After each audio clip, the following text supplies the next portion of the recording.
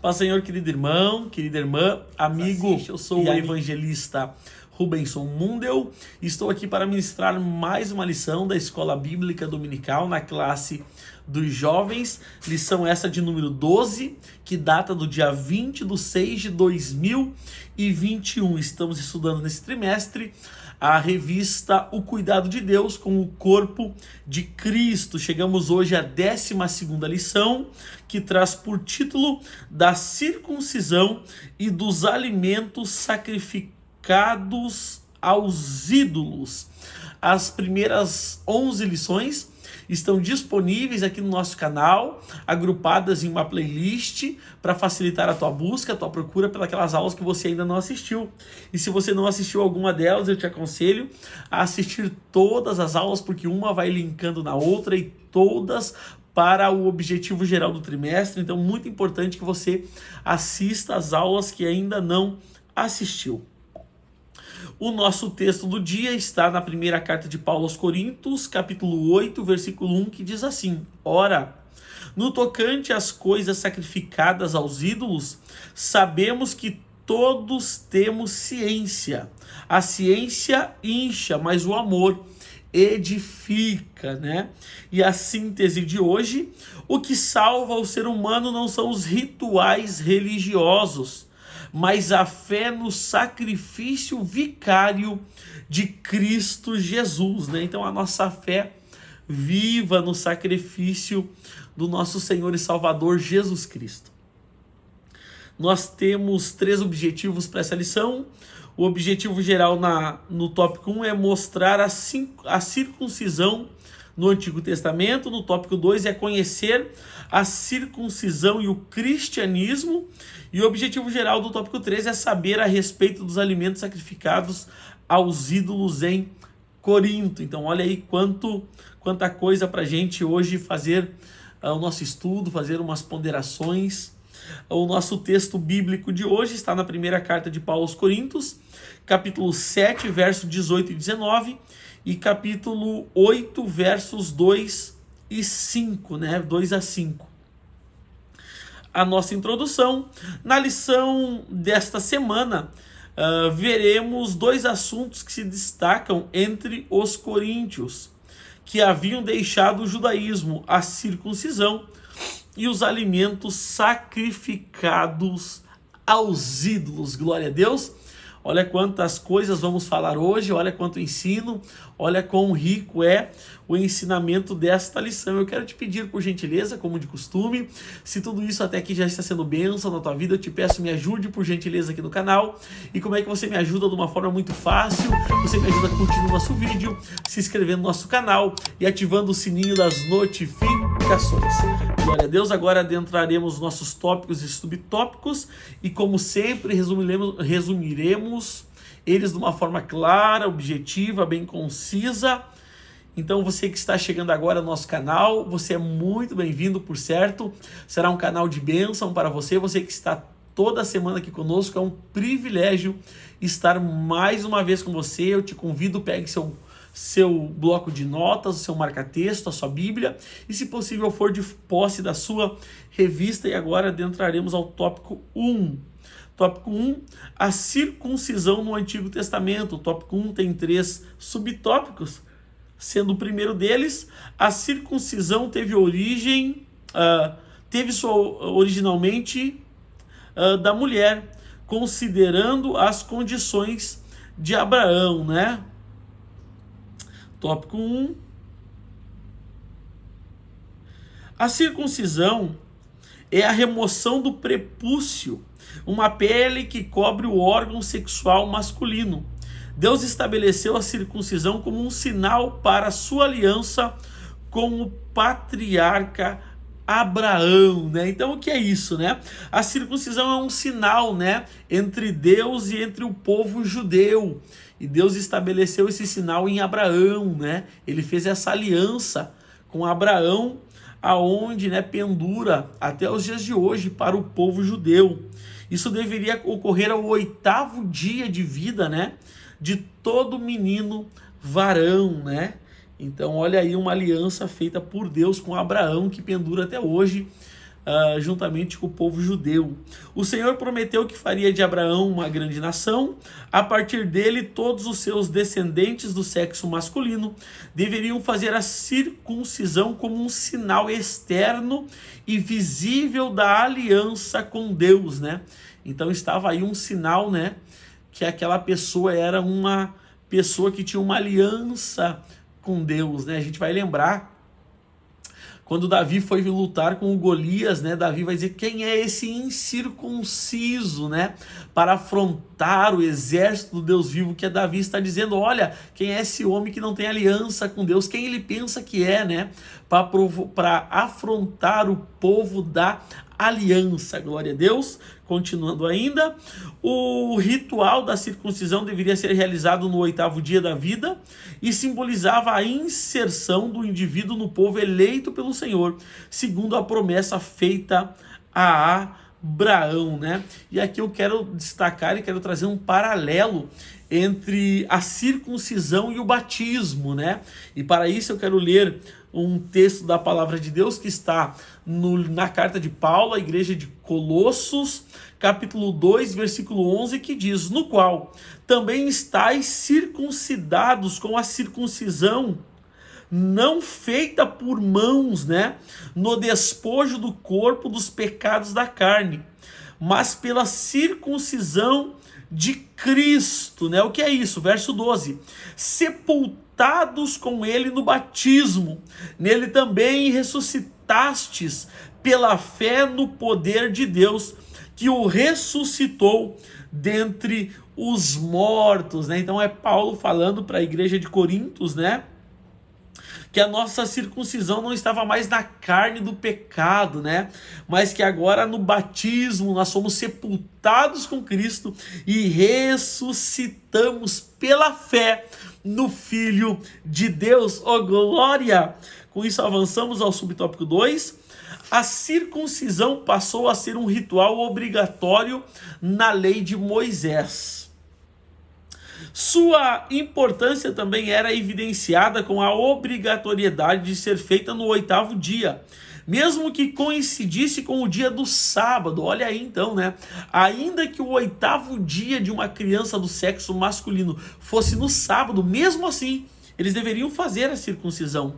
No Novo Testamento, Paulo mostra aos coríntios a importância da circuncisão espiritual, alcançada mediante a fé em Jesus Cristo, né?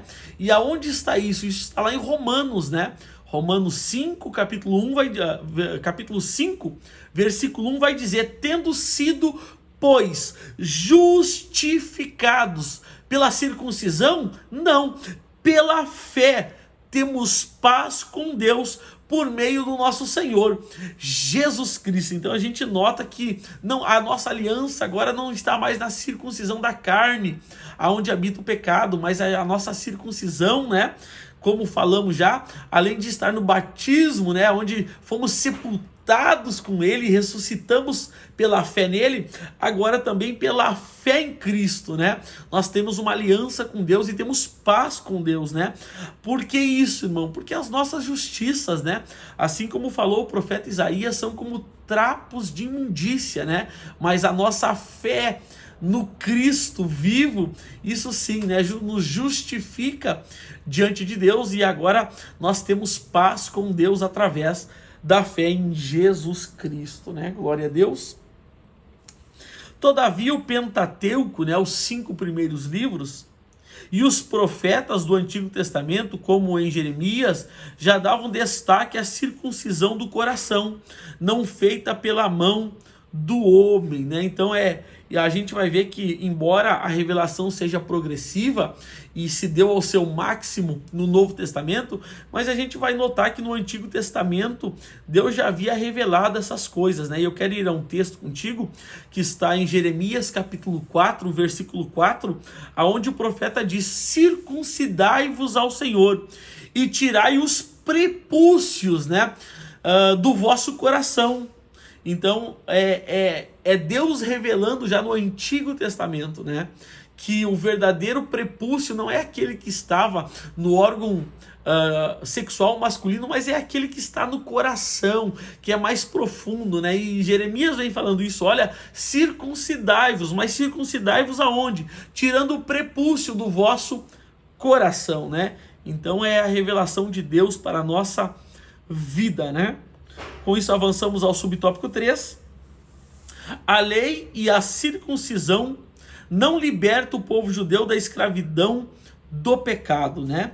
Os judeus se achavam superiores aos gentios por serem herdeiros da promessa feita por Deus a Abraão e por serem os receptores da lei, né? E de fato, né, eles eram herdeiros, né, e são herdeiros, né, da promessa que Deus fez a Abraão. O povo judeu é herdeiro e de fato eles são os receptores da lei, né, que veio por Moisés, mas isso não fazia e não fará deles melhor do que os outros, né? E por causa dessas duas situações, a primeira, de serem descendentes de Abraão, e a segunda, de serem os receptores da lei, eles pensavam, né, e eles arrazoavam para si uma superioridade. Isso de fato não existe, né?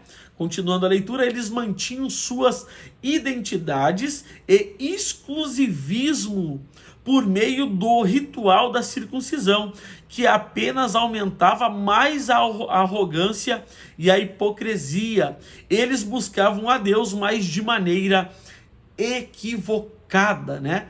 E então a gente nota que, eu sempre digo, e eu gosto de relembrar isso aí, que os verdadeiros filhos de Abraão, né, não são aqueles que têm o mesmo sangue de Abraão correndo em suas veias, mas são aqueles que têm a mesma fé de Abraão nutrindo o seu coração, né? Glória a Deus. Com isso, então, avançamos ao tópico 2, e o tópico 2 traz por título a circuncisão e o cristianismo, né?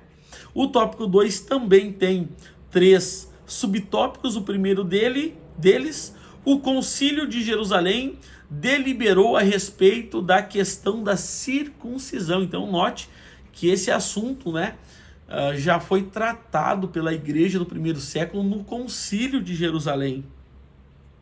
A expansão do evangelho para os territórios gentílicos por meio da evangelização fez com que muitos conflitos com relação à circuncisão surgissem, né? E quem são, né? Quem é o povo gentílico, né? São aqueles que não são judeus, né? Todo aquele que não é judeu é um gentil. E todo aquele que aceitou a Cristo, sendo ele judeu ou gentil, agora é igreja do Senhor. E qual é o território gentílico? Todo aquele que está fora, né, do território e das demarcações de Israel. O assunto se tornou tão incômodo que por volta dos anos 50 depois de Cristo, foi realizado um concílio em Jerusalém com a participação de Paulo e Barnabé e alguns apoiadores da igreja de Antioquia, juntamente com os apóstolos e anciões da igreja em Jerusalém. O concílio teve como principal atribuição definir o que deveria ser observado pelos cristãos gentílicos e quais seriam as práticas exclusivas dos judeus. A decisão foi de que a circuncisão seria observada somente pelos judeus. Todavia, infelizmente, o concílio não extinguiu os conflitos entre os judeus convertidos e os cristãos gentílicos, né? Então tá aí essa dificuldade que os nossos irmãos encontraram entre conciliar esses assuntos com os cristãos, né, que vinham dos povos gentílicos, com os cristãos que eram do judaísmo e se converteram a Cristo. Então tinha algumas questões que estavam meio difícil de conciliar. E eu quero te dizer que se você quer entender um pouquinho mais a fundo a história de Israel, Eu quero te dar 3 capítulos da Bíblia para você poder ler e compreender, que estão em Romanos. Romanos capítulo 9 vai falar do passado de Israel, Romanos capítulo 10 vai falar do presente de Israel e Romanos capítulo 11 vai falar do futuro de Israel. Então você leia esses 3 capítulos e com certeza terá um deslumbre um pouco mais profundo sobre esse assunto. Avançamos ao subtópico 2. Na igreja em Corinto não se deveria fazer distinção entre os circuncisos e incircuncisos. Paulo demonstra em algumas de suas cartas, em especial em Romanos, que Abraão não foi justificado por meio da circuncisão, mas sim pela sua fé no Todo-Poderoso. Então, ainda que a circuncisão foi uma aliança entre Deus e Abraão, uma aliança visível na carne do prepúcio, do órgão sexual masculino, não foi isso que justificou Abraão diante de Deus. O que foi? Foi a fé de Abraão que o justificou diante de Deus, porque, como já falamos, as nossas justificativas, né, não passam de trapos de imundícia, a nossa justiça, né? Então, a única maneira de sermos justificados é por meio da fé. E como eu falei antes, eu quero repetir, os filhos de Abraão não são quem tem o seu sangue correndo em suas veias, mas são aqueles que têm a mesma fé no seu coração. E eu quero deixar 2 textos da palavra de Deus para a gente poder entender e compreender que Abraão foi justificado pela fé, um no Antigo e outro no Novo Testamento. O primeiro está em Gênesis capítulo 15, verso 6, que diz: e creu ele, né? Creu quem? Abraão. Creu em quem? No Senhor. E isso foi-lhe imputado por justiça, né? E o segundo texto está em Romanos capítulo 4, versículo 3, que diz: pois que diz a Escritura, creu Abraão em Deus, e isso lhe foi imputado como justiça, né? Então nunca são as obras das mãos humanas, mas sempre a fé no Todo-Poderoso. Glória a Deus, olha quanto ensinamento, olha a profundidade, a riqueza desse estudo. E se tudo isso já está sendo bênção na tua vida, eu te peço, me ajude aqui no canal. E como é que você me ajuda? De uma forma muito simples. Você me ajuda curtindo o nosso vídeo, se inscrevendo no nosso canal e ativando o sininho das notificações. Glória a Deus. Subtópico 3, a verdadeira circuncisão é a do coração, né? Os judeus ensinavam, mas não praticavam a lei.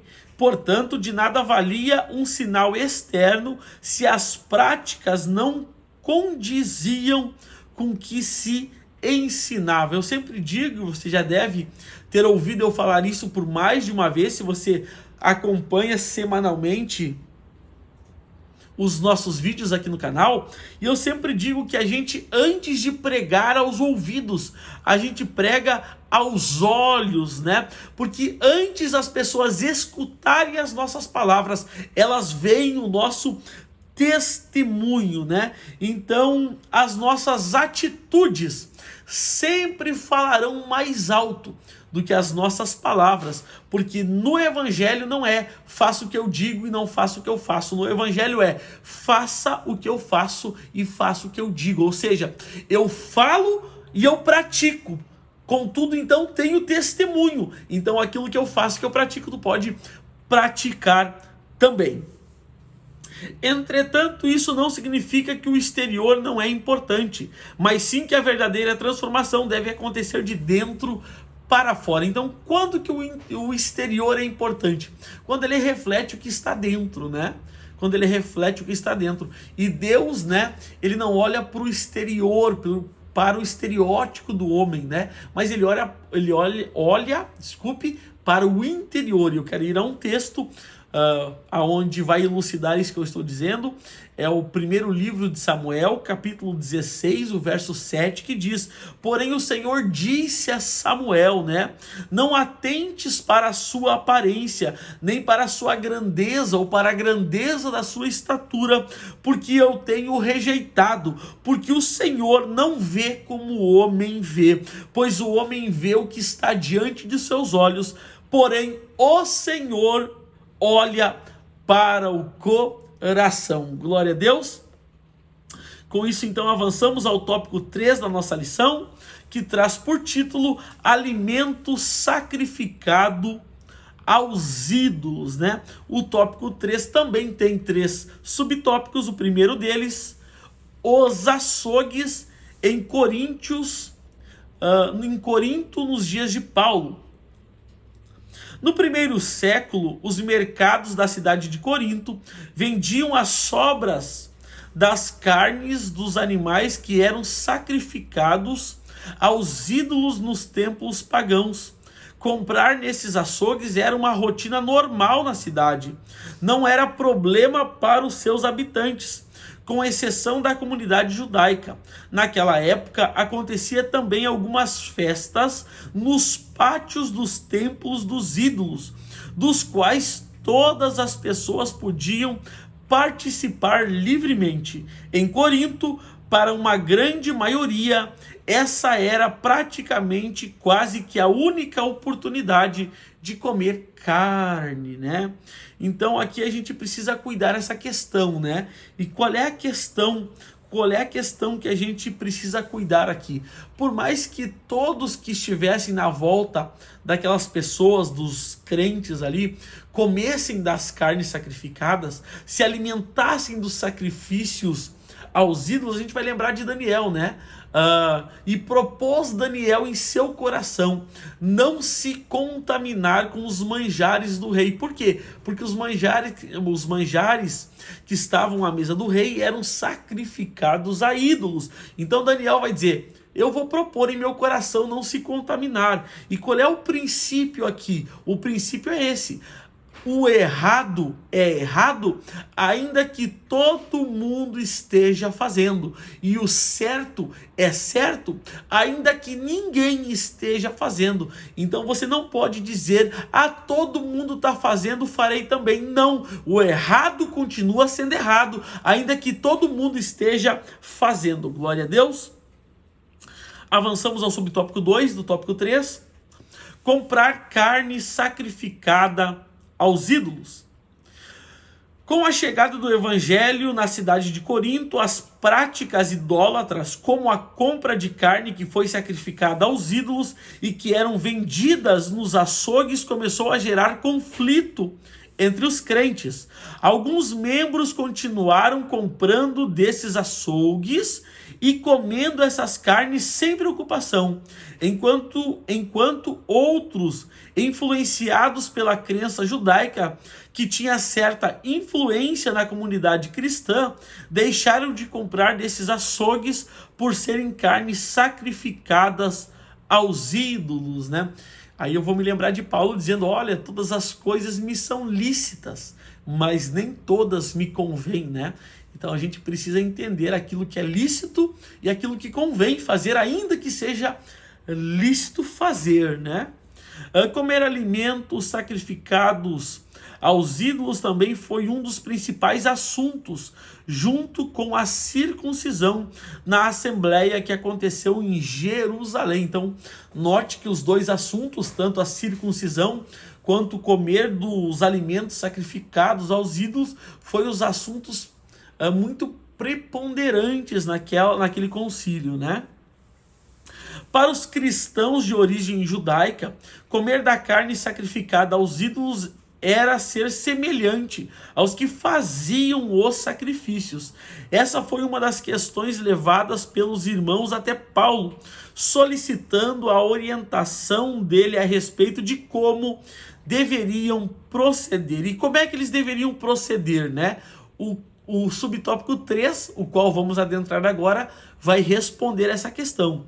Subtópico 3, orientações e conselhos a respeito de alimentos sacrificados aos ídolos. Paulo traz duas orientações importantes aos crentes de Corinto quanto às coisas sacrificadas aos ídolos. A primeira orientação era para os crentes mais maduros e que não acreditavam em outros deuses além do único Deus criador. Para estes, ele recomenda que continuem no mesmo procedimento de sempre. Vá e compre o que tiver no mercado. Isso está lá em 1 Coríntios, capítulo 8, do verso 4 ao verso 6. A segunda orientação é para aqueles crentes mais fracos, que acreditavam em um único Deus, mas na prática temem os falsos deuses. Porém, o mais importante é o fato de que Paulo recomenda que a nossa liberdade não seja de alguma maneira escândalo para os fracos, né? Ele é bem enfático ao afirmar: pelo que, se o manjar escandalizar a meu irmão, nunca mais comerá carne, para que meu irmão não se escandalize, né? Os crentes maduros deveriam evitar o comer a carne oferecida aos ídolos, se isso fosse prejudicar de alguma forma a fé, a consciência dos irmãos mais fracos, né? Então olha como lindo é esse ensinamento. Qual é o princípio que Paulo emprega nesse texto? O princípio que Paulo estabelece aqui, ele é um.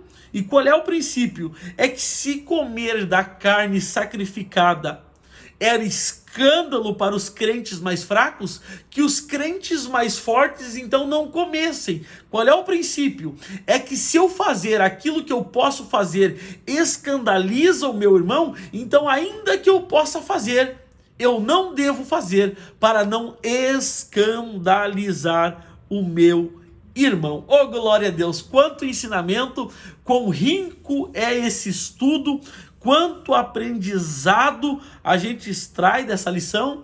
Então fica esse princípio latente em nosso coração no encerramento dessa lição, né?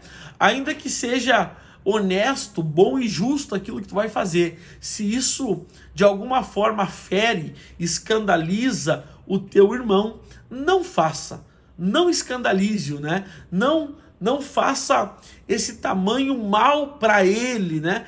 Talvez para você não tenha problema, talvez para você está tudo bem, mas se escandalizar um irmão mais fraco, então não faça. Glória a Deus. E se tudo isso foi bênção na tua vida, eu te peço mais uma vez, por gentileza, me ajude aqui no canal. E como é que você pode me ajudar? Você me ajuda curtindo nosso vídeo, se inscrevendo no nosso canal e ativando o sininho das notificações. E se você puder ficar um minutinho comigo ainda, eu quero te dizer que logo aqui abaixo do nosso vídeo, logo na descrição do vídeo, eu tenho alguns links aqui para você clicar e ser redirecionado. Mas eu quero destacar pelo menos 3 links aqui que eu julgo ser importante para você. O primeiro deles é o grupo do Telegram da EBD, onde eu criei um grupo no Telegram da EBD que eu disponibilizo todo o material da aula em PDF, com os textos que eu uso, com as minhas anotações, com as ponderações que eu faço. Isso estará disponibilizado para você em PDF no grupo do Telegram. Você tem que clicar no link, vai ser redirecionado ao grupo, clica entrar no grupo e tu terá acesso gratuitamente de todo o material. O segundo link também é no Telegram e o nome dele é Apocalipse Descomplicado. Eu criei um grupo no Telegram para falar única e exclusivamente do assunto e do livro de Apocalipse. Então você que é um entusiasta, você que quer aprender sobre esse tão rico e poderoso livro, entre para o grupo no Telegram e você estará tendo acesso a material sobre esse livro bíblico e teológico. E o terceiro grupo que eu quero deixar destacado para você, terceiro link, é o link que te levará direto ao meu Instagram. E você me seguindo no Instagram e entrando para os 2 grupos do Telegram, então você terá acesso a todo o material que eu disponibilizo na internet de forma gratuita, de forma simples, prática e rápida. O desejo do meu coração é que Deus te abençoe, que Deus abençoe a tua vida, que Deus abençoe a tua família, que Deus abençoe a obra das tuas mãos e aonde você botar o pé, que Deus te dê por herança. Até a próxima videoaula, graça e paz.